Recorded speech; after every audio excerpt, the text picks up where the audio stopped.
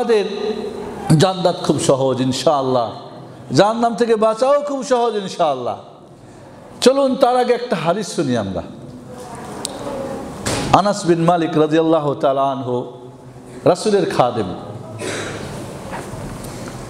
বলছেন, বুখারী মুসলিমের হাদিস, যা রাজুলুন ইলান নবী আলাইহিস সালাতু ওয়াস সালাম, আল্লাহর নবী আলাইহিস সালাতু ওয়াস সালামের কাছে একটা লোক আসলো, সাধারণ মানুষ, রাসূলের সাহাবী, সাধারণ তবে রাসূলের সাহাবী, বিষয়টা অনেক বড়, ঠিক না? আলহামদুলিল্লাহ।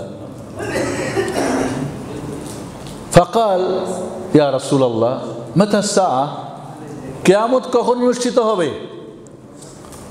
আল্লাহর নবী আলাইহিস সালাতু ওয়াস সালাম উত্তর না দিয়ে পাল্টা প্রশ্ন করলেন, মাযা আদাদতা লিয়াউমিল কিয়ামাহ, কিয়ামত কবে হবে জিজ্ঞেস করছো? কিয়ামতের পাথেও কি আছে তোমার?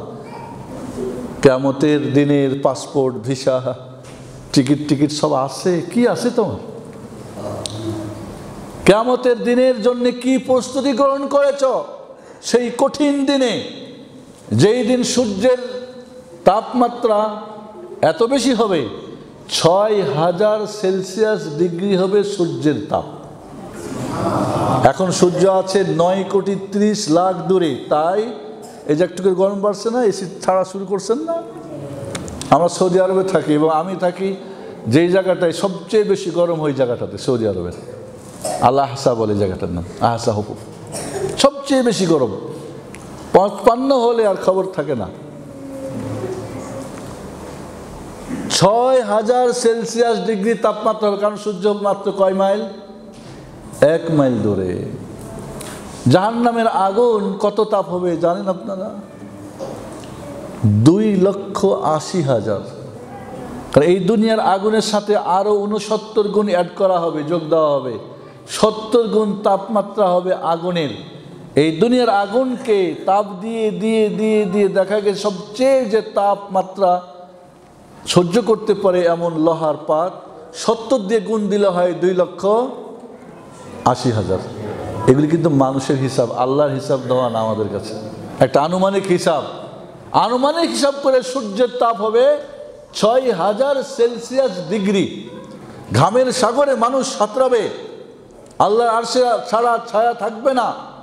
আগুনের পার হবে কত? ২,৮০,০০০। জাহান্নামকে ৭০,০০০ লাগাম পরানো হবে, এক একটা লাগাম ৭০,০০০ ফেরেশতা ধরবে, ট্রিলিয়ন ট্রিলিয়ন ফেরেশতা ধরে টেনে থাকবে।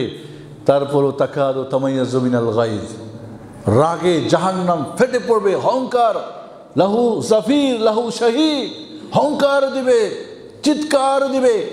আল্লাহর পাপিষ্ঠ বান্দারা যারা শিরক এবং বিদআত করেছে, ফায়সালার আগেই যেন তাদেরকে ভস্মীভূত করতে চাইবে। সুবহানাল্লাহ।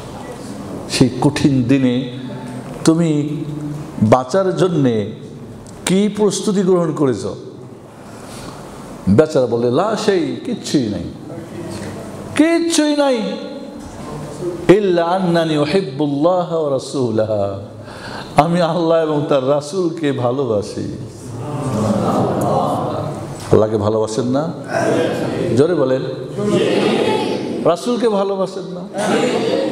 আল্লাহ কত ভালোবাসতে হবে? সবার উপরে, নবী, রসুল, ফেরেশতা, ওয়ালি, আউলিয়া, বাবা, মা, যা আছে আল্লাহর সৃষ্টির সবার ঊর্ধ্বে কাকে ভালোবাসতে হবে? আল্লাহকে। এবং রাসূলকে কতটুকু ভালোবাসতে হবে? লা ইউমিনু আহাদুকুম হাত্তা কুনা হাব্বা ইলাইহি মিন ওয়ালাদিহি ওয়া ওয়ালিদিহি ওয়ান নাস আজমাইন ওয়া ফি রিওয়ায়া মিন নাফসিহি ওয়া মালি।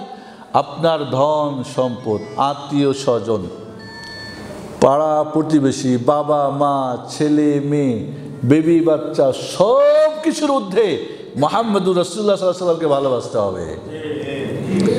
ওই সাহাবী বললেন, আমি আল্লাহ এবং রাসূলকে ভালোবাসি।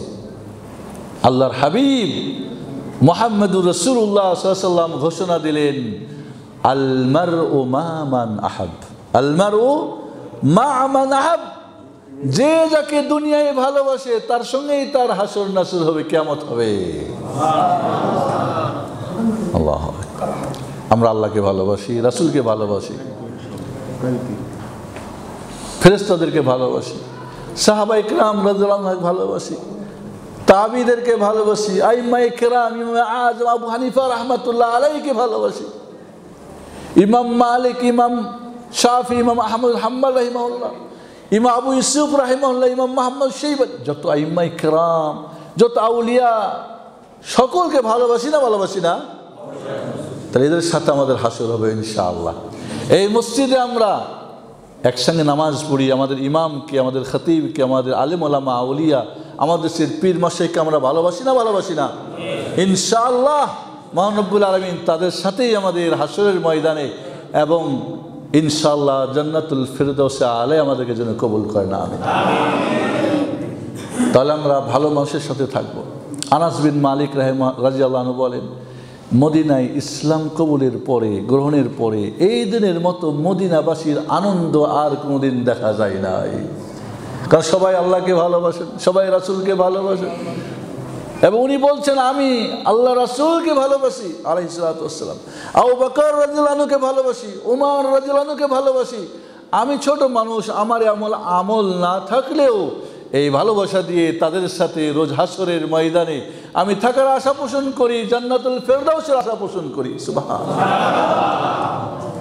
এই মুহূর্তে আপনাদেরকে তাহলে আনন্দ হওয়া উচিত, মনের মধ্যে কি আনন্দ আসা উচিত যে আমরা এই মসজিদের মুসাল্লিদের সাথে, ইসলামী জলসার সাথে, কোরআনের সাথে, আল্লাহর সাথে, নবীর সাথে আমাদের ভালোবাসা, আর তাদের সাথেই আমাদের হাসরের ময়দান হবে এবং তাদের সাথেই আমাদের জান্নাতুল ফিরদাউসে আমরা থাকবো ইনশাআল্লাহ। বন্ধুরা, জান্নাতের বর্ণনা আর জাহান্নামের বর্ণনা দেওয়ার আজকে আমার সুযোগ নেই, তবে জান্নাত যাওয়ার দুইটি কাজ, তাওহীদ আর সুন্নত, আর জাহান্নাম থেকে বাঁচার দুইটি কাজ, শিরক ও বিদআতকে ত্যাগ করা। আমরা এই চারটা শব্দকে একটু জানি, বোঝার চেষ্টা করি, ইনশাআল্লাহ মহান রব্বুল আলামিন আমাদের কবুল করবেন।